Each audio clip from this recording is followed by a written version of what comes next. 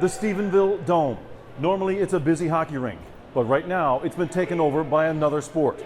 Welcome to the 2023 Men's and Women's Broomball Championship. This sport has a rich history around these parts, but it also has an uncertain future. It's like if hockey and ball hockey had a baby, and not a cuddly baby. This is rough. It's tumble. Thick rubbery cushions on their feet instead of razor-sharp blades. An inflatable ball about the size of a coconut. A broom instead of a hockey stick, and not one for housework. A triangular piece of rubber on the end for making contact with the ball. 5 players and a goaltender for each side. It's competitive, and here at the Senior Championships, full on, all-out contact, which means bumps and bruises, with players trying to do this.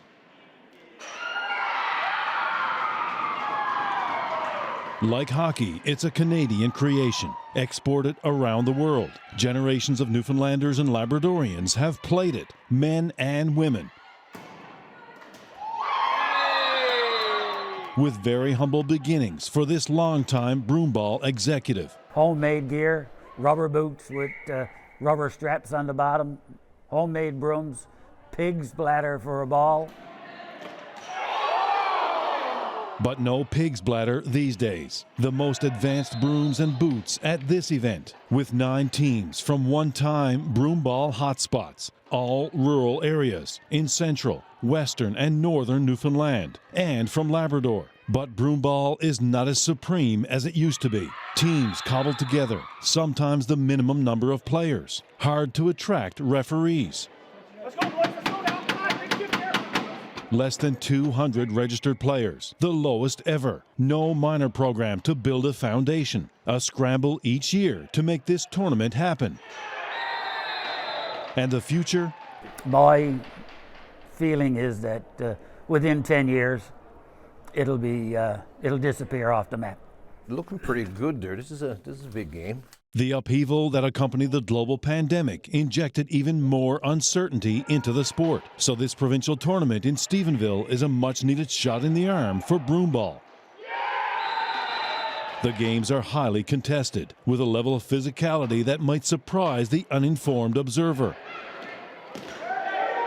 Highlight reel goals, clutch saves, pinpoint passing.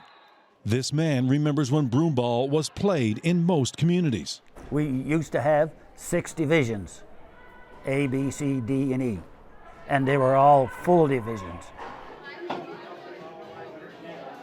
Amid the socializing, some lamenting for a dying sport. We're lucky if we get 10 players, and we'll get the young boys to come down and play a game against us just so that we got enough that we can get out on ice. It's kind of sad because it is a really great sport to play, and I wish more people got the opportunity to do it, but it is kind of dying out. But also strong words for why they play the game. I play broomball because I absolutely love the sport. I've been playing for maybe 26 years. I traveled to nationals. I played in the Worlds. And yeah, I just love the game. If you watch it, you might think it's not fun or not fast, but if you actually play it, it's a very competitive, fast-paced game that you get good exercise with. I think community is the best part. Everybody here knows each other. We've all been together for a long, long time. It's always a good time. It's more like a family reunion than a tournament. It's people like this who keep the sport alive. This man's a Hocko, a family name synonymous with broomball in Stephenville for 3 generations. Here we go, here we go. There's high hopes for hometown Hocko. He led his team to the championship game. Here we go, Adam. Here we go.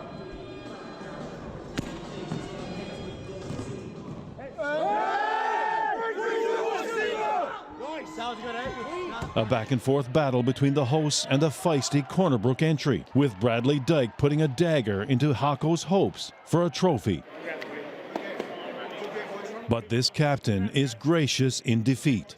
See all these people out in the stands watching us play, regardless of the outcome, it was a successful tournament. And despite all the attention from his little girls, he's worried about the lack of attention his beloved sport is getting. Some might say it might not have a great future. How does that make you feel? I would agree with that, and it hurts me right here to the core. So he's on a mission to save broomball. We're going to step up our game over the next couple of years. Whoever wants to help me, and we're going to try to keep the sport going. But when the competition is over, this is the real prize. Competitors on the ice, friends at the banquet, a night for awards, Hall of Fame inductions, emotional tributes. But how many more battles will there be for banners like this? Let's face it, broomball really is on life support. But based on the vibe here tonight, this is certainly not a wake for the sport. And they're determined to do it all again next year, this time in Corner Brook. Terry Roberts, CBC News, Stephenville.